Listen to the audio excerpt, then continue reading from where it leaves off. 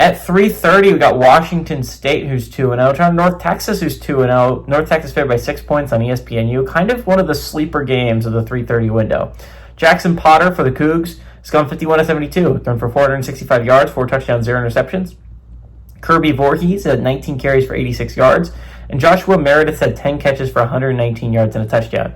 Drew Mestamaker has gone 42-65, thrown for 553 yards, 5 touchdowns, 0 interceptions. Mackenzie McGill had 22 carries for 103 yards and 2 touchdowns, and Wyatt Young's had 8 catches for 156 yards and 2 touchdowns. These two teams have never played, by the way. And what's really interesting about this game is something I got wrong last week, and I would like to correct myself, is I've been saying I don't know how Washington State's path to the playoffs works, right? Because I didn't for the longest time. I'm like, they don't qualify as a group of 5 team because they don't play in a conference championship.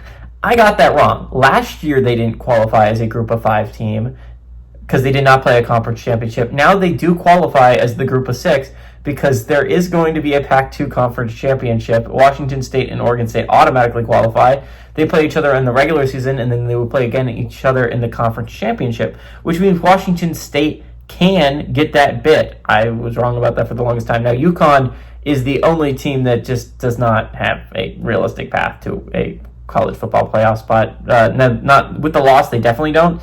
But even if they went undefeated, it was just going to be hard. But Washington State can make the college football playoffs in that way. They can get that automatic bid. Now, that's going to be hard. You look at Washington State's schedule to get Washington next week. That's going to be an extremely hard game. And they're going to be traveling to Ole Miss after a couple weeks, too. So those are 2 games, obviously, you're going to have to win if you're Washington State, and those are going to be very hard wins. North Texas has a very interesting path. Because, again, when I'm talking about there's 13, I guess, group of 6 football teams that are sitting at undefeated, right?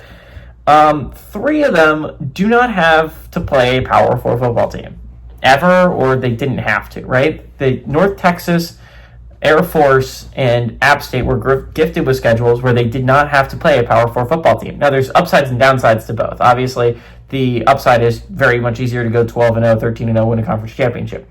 The downside is if someone else wins, it's going to be harder for you to get that kind of respect. But North Texas plays in the American, which means that they don't have to play a group of 5 team, a Power 4 football team, and all the teams that are good enough to beat Power 4 football teams are in your conference, which means if you can find a way to win your conference, you're probably going to the college football playoffs.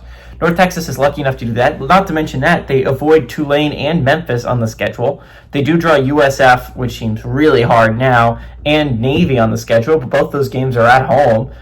So North Texas kind of has everything in front of them. If your goal is to make the college football playoffs, if you're North Texas, you're a sleeper pick, but you're far from being a team that can't make it. Now, that being said, Washington State is an extremely tough draw. There's a reason why North Texas only favored by 6. This is a team that barely escaped Western Michigan last week, took overtime to beat the Broncos.